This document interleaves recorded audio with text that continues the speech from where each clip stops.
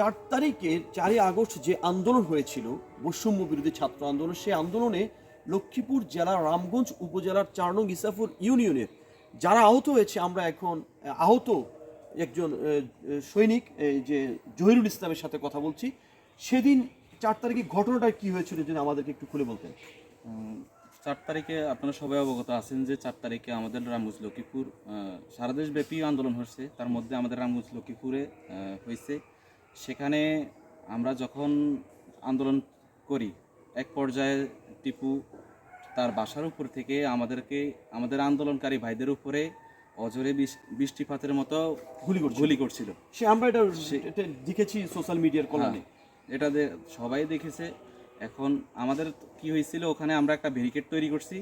Barricade তৈরি করার পরে আমাদের ব্যারিকেড থেকে যে ভাই বাইরে হইতেছে ওই বাইকে গুলি করা হইতেছে, যে ভাই বাইরে হইতেছে ওই বাইকে গুলি করা হইতেছে, আহত করা হইতেছে, শহীদ হইতেছে, এরকম পর্যায়ে ছিল। এমনকি ব্যারিকেডের বাইরেও যারা ছিল তারাও গুলিবিদ্ধ হয়েছে।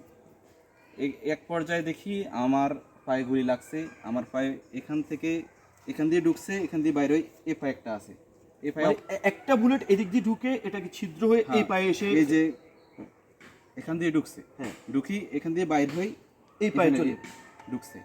তো সেই বুলেটটা কি বের করতে পেরেছেন? এই পায়ে অপারেশন করার পরে প্রায় 46টা সেলাই আছে। এই পায়ে এখনো বুলেটটা আছে, এখনো আমি বাই করতে পারি নাই। এটা আমার অনেক পেইনফুল, ব্যথা করতেছে, মাঝে মধ্যে অনেক জ্বালাতন করতেছে। ডাক্তার কি বলছে এটা বের করার বিষয়ে?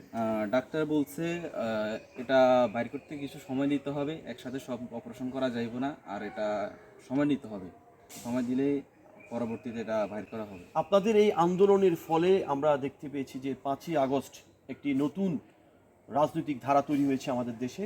বৈষম্য বিরোধী ছাত্র আন্দোলনের মাধ্যমে একটি ফ্যাসিস্ট সরকার এই দেশ থেকে বিদায় হয়েছে। আপনার অনুভূতিটা যদি আপনি এই আন্দোলনের একজন সৈনিক হিসেবে আপনার অনুভূতিটা একটু যদি বলতেন। আমার বয়স প্রায় 24 শেষ, 25 রানিং। তো আমার বুঝ জ্ঞান হওয়ার পর থেকেই দেখতেছি এই দেশে আওয়ামী লীগ সরকার, তারা বিভিন্নভাবে মানুষকে রাজনৈতিক, অর্থনৈতিক, সামাজিক বিভিন্নভাবে হয়রানি করছে। এক পর্যায়ে এদেশে যখন বৈষম্য বিরোধী ছাত্র আন্দোলন শুরু হয়, তারা ছাত্রদের উপরে নির্মমভাবে অত্যাচার করে, তাদেরকে মারধর করে, তাদেরকে শহীদ করে। যেমন আপনি নাম শুনছেন, আপনি আবু সাইদ, তারপরে আমাদের মুগ্ধ ভাই, তাদেরকে শহীদ করা হয়েছে। যখন শহীদ করা হয়েছে তখনই আমরা আন্দোলনটা আরও তীব্র হয়। আমরা আমাদের ভাইয়ের দাবিতে, ভাইয়ের শহীদ করছে এই দাবিতে আমরা আন্দোলন করি। আলহামদুলিল্লাহ এক পর্যায়ে আমাদের আরও অনেক ভাই শহীদ হয়েছে, অনেক ভাই আহত হয়েছে, তার মধ্যে আমি একজন। এটা পরও যখন 5 তারিখে আওয়ামী লীগ সরকার, এই প্যাসিভিস্ট সরকার, এই সন্ত্রাসী সরকার যখন এই দেশ থেকে ত্যাগ করে, তখন আমরা আমাদের বিগত দিনের যে কষ্ট, এগুলো আমাদের মন থেকে সরে যায় এবং আমাদের মনে অনেক আনন্দ অনুভব করছি। এখন এই যে বর্তমান সরকার, তাদের কাছে আপনাদের প্রত্যাশা কি? আপনারা কিরকম বাংলাদেশ চান?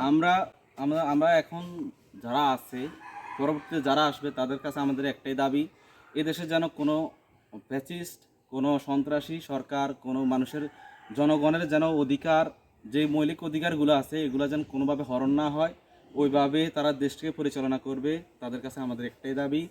ঠিক আছে, ধন্যবাদ আপনাকে। আপনার জন্য শুভকামনা রইল।